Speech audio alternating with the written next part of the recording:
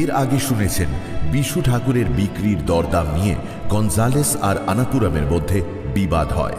এদিকে আর একটা জাহাজ আসে, গঞ্জালেসের ভাই ডিয়েগোর জাহাজ। ডিয়েগো এসে জানায় ও দুটো মোগল জাহাজকে খতম করে এসেছে। তারপর শুরু হচ্ছে সুনীল গঙ্গোপাধ্যায়ের লেখা জলদস্যু অষ্টম পর্ব।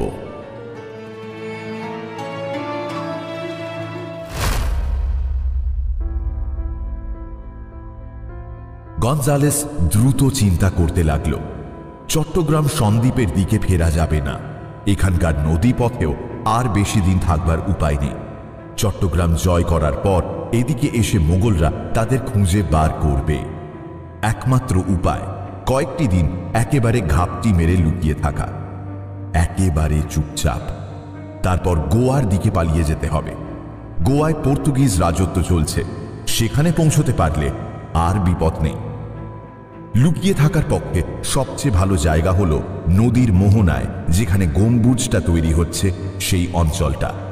কাছে সমুদ্র, মোগলরা তাড়া করলেই সমুদ্রে ভেসে পড়া যাবে। তবে একসঙ্গে বেশি লোকজন নিয়ে লুকিয়ে থাকার অনেক ঝামেলা আছে।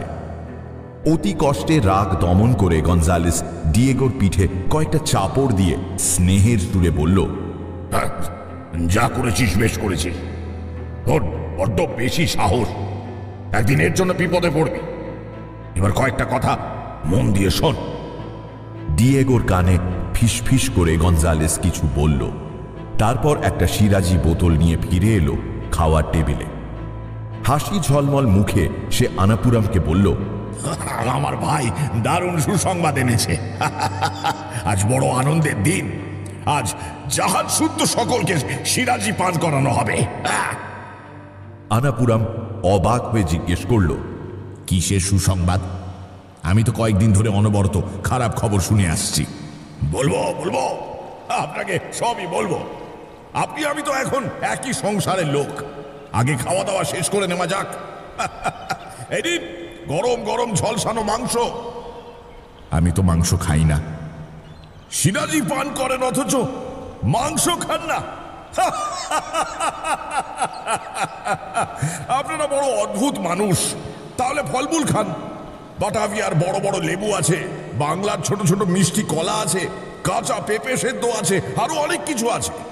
আপনার যেটা খুশি খান, আর একটু সিরাজি পান করবেন নিশ্চয়ই। আনাপুরামের এর মধ্যেই একটু একটু নেশা হয়েছে। সে জড়ানো গলায় বলল, হ্যাঁ দিন, সিরাজি দিন। আপনার ভাই সুসংবাদ এনেছে। আনাপুরাম যখন নুন দিয়ে কাঁচা পেঁপে সেদ্ধ খাচ্ছে, তখন তার পাত্রে সিরাজি ঢালার সময় গঞ্জালেস খুব গোপনে তার একটা আংটির মধ্যে বসানো মুক্তোটা একটু ঘুরিয়ে দিল। সেই মুক্তোর তলায় আছে একটা ছোট্ট কৌটো, তার মধ্যে থাকে অতি উগ্র বিষ। সেই বিষটুকু গঞ্জালেস মিশিয়ে দিল আনাপুরামের সিরাজির মধ্যে। তারপর সে উল্লাসের সঙ্গে বলল,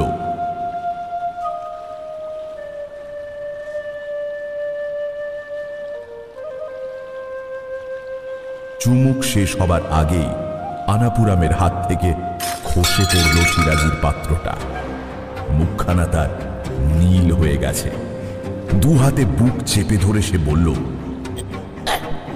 কি হলো? বুকটা চলে যাচ্ছে, আমার বুক চলে যাচ্ছে। গঞ্জালেস হাসি মুখে চেয়ে রইল তার দিকে। উঠে দাঁড়াতে গিয়েও আনাপুরাম ধপাস করে পড়ে গেল টেবিলের ওপর। ছটফট করতে করতে কোনো রকমে বলল, আমার বাঁচান, আমি পড়ে যাচ্ছি, আমার বাঁচান। যত টাকা লাগে দেব।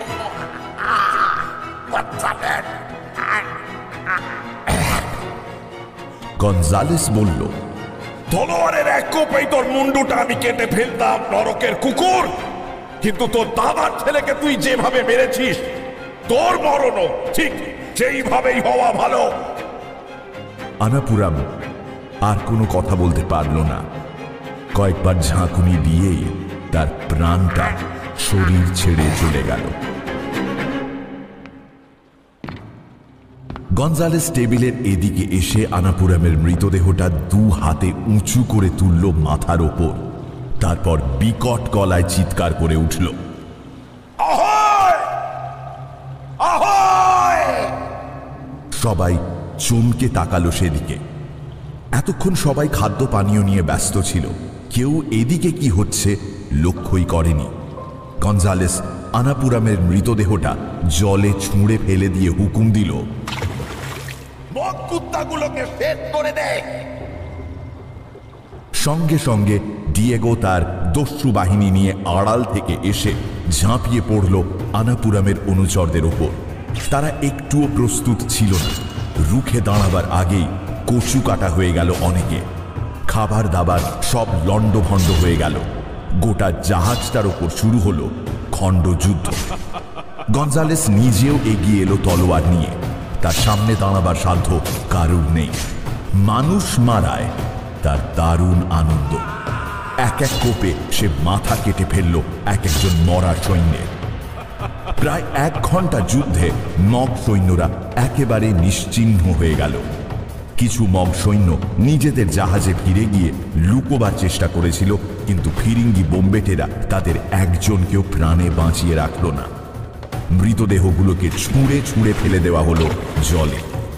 ফিরিঙ্গিদেরও 12 জন দস্যু নিহত হয়েছে, তাদেরও সলিল সমাধি হলো।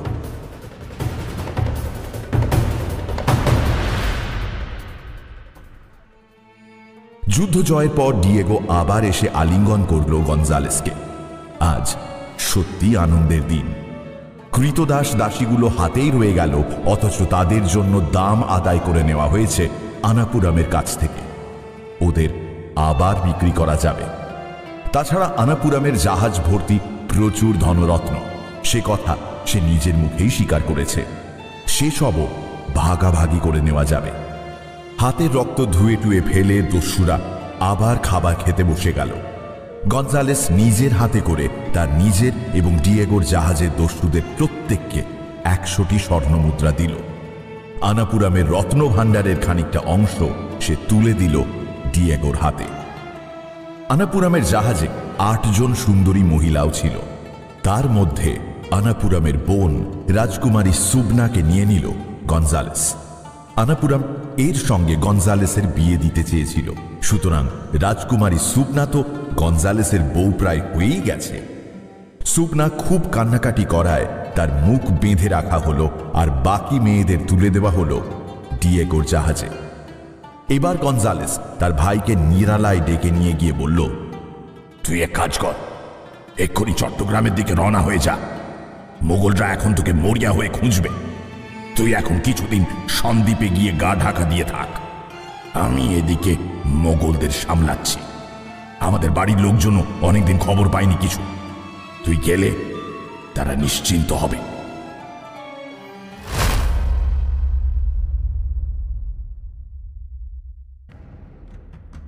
শায়েস্তা খাঁ যে বিরাট বাহিনী নিয়ে চট্টগ্রাম দখল করতে গেছে সে খবর ডিয়েগো রাখে না।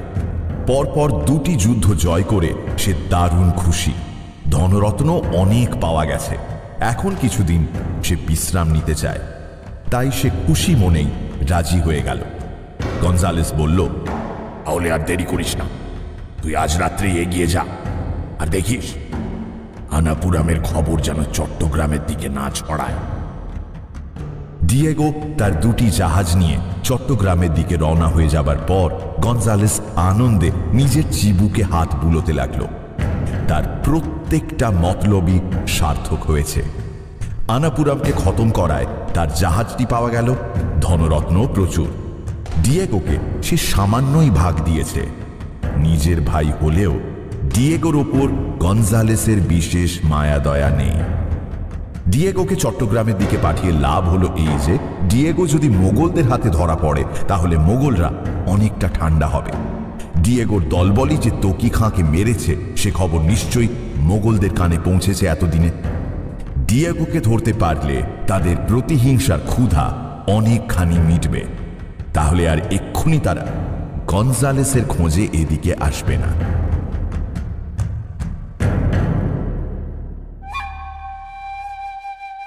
নদীর মোহনায় জঙ্গলের মধ্যে কিছুদিন লুকিয়ে থেকে প্রচুর খাদ্য ও পানীয় জল মজুত করে গনজালেস আবার সাগরে ভাসবে। সিংহলের বাজারে দাস দাসীগুলোকে বিক্রি করে তারপর একবার গোয়া পৌঁছতে পারলেই হলো।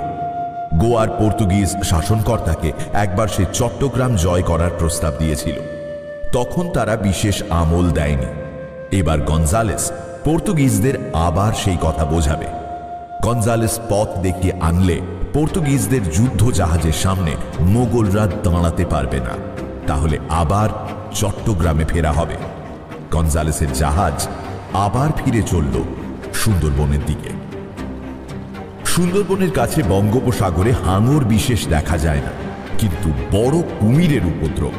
তাছাড়া এক ধরনের খয়েরি রঙের মাছ সেই সময় দেখতে পাওয়া যেত, যাদের খয়েরি রঙের শরীরটা অনেকটা মাগুর মাছের মতন আর মুখটা বেড়ালের মতন। সেই জন্য ওদের নাম ক্যাটফিশ। এই মাছের কাঁটায় সাংঘাতিক বিষ। এক ঝাঁক ক্যাটফিশের সামনে পড়ে গেলে কোনো মানুষের আর নিষ্কৃতি নেই।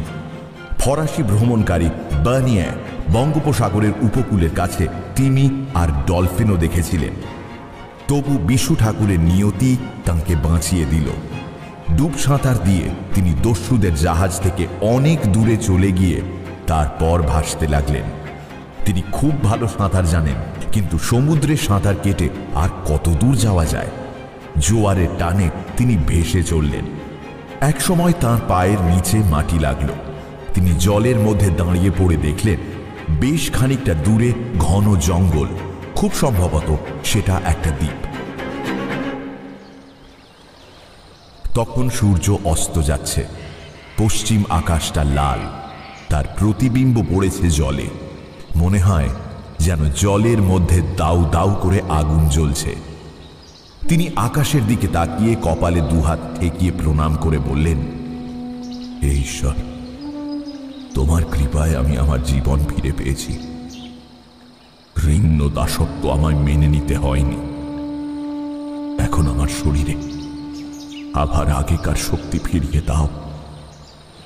এরপর যতদিন বাঁচব আমি অন্যায়ের প্রতিশোধ নেবার চেষ্টা করে যাব। বন্দি দশা থেকে মুক্তি পেয়েছেন বলেই যেন তাঁর শরীরের সব ব্যথা বেদনা জলে ধুয়ে গেছে, কিন্তু পেটের মধ্যে হু হু করে জ্বলছে খিদে। এই কদিন তাঁর যেন ক্ষুধা তৃষ্ণা বোধও ছিল না। তীরের দিকে তিনি খুব সাবধানে এগোলেন। সন্ধ্যের পর অচেনা জঙ্গলে পদে পদে বিপদ। তবু বিশু ঠাকুরের মনে হল ফিরিঙ্গি জলদস্যুদের হাতে বন্দি থাকার চেয়ে হিংস্র কোনো জন্তুর কাছে প্রাণ দেওয়াও ভালো। একটা বাঘ আর একটা বাঘকে কখনো মেরে ফেলে না, সিংহ কখনো অন্য সিংহকে মারে না, কিন্তু মানুষ মানুষকে মারে। তীরের ওপর এসে বিশু ঠাকুর খানিকক্ষণ চুপ করে বসে রইলেন। তাঁর শরীর খুবই দুর্বল, কিন্তু খাবার না পেলে তিনি আর চলাফেরাই করতে পারবেন না। কিন্তু এখন খাবার পাওয়া যাবেই বা কি করে? সন্ধেবেলা জঙ্গলের মধ্যে ঢোকাও যাবে না। বাঘের মুখে পড়ার ভয় তো আছেই, তাছাড়া আছে বিষাক্ত সাপের ভয়। একটা পচা গন্ধ তার নাকে আসছিল প্রথম থেকেই। তিনি এদিক ওদিক তাকিয়ে দেখলেন খানিকটা দূরে একটা মাছ পড়ে আছে, খুব সম্ভবত 2-3 দিনের পচা। ভাটার সময় খুব তাড়াতাড়ি জল নেমে গেলে অনেক সময় 2-1টা মাছ এরকম পাড়ে থেকে যায়। বিশু ঠাকুর কাছে গিয়ে মাছটা দেখলেন। অচেনা কোনো সামুদ্রিক মাছ, বিকট পচা গন্ধ। খিদের জন্য মানুষ কত কি খায়, কিন্তু বিশু ঠাকুরের সেই পচা মাছ খাওয়ার প্রবৃত্তি হলো না। সেখান থেকে সরে এসে একটু পরিষ্কার জায়গা দেখে বিশু ঠাকুর চিত হয়ে শুয়ে পড়লেন। সাপ আসুক, বাঘ আসুক, কিংবা জল থেকে কুমির আসুক, কোনো উপায় নেই। সারা রাত এইভাবেই শুয়ে থাকতে হবে। কাল সকাল পর্যন্ত বেঁচে থাকলে তারপর দেখা যাবে কোনো খাবার পাওয়া যায় কিনা।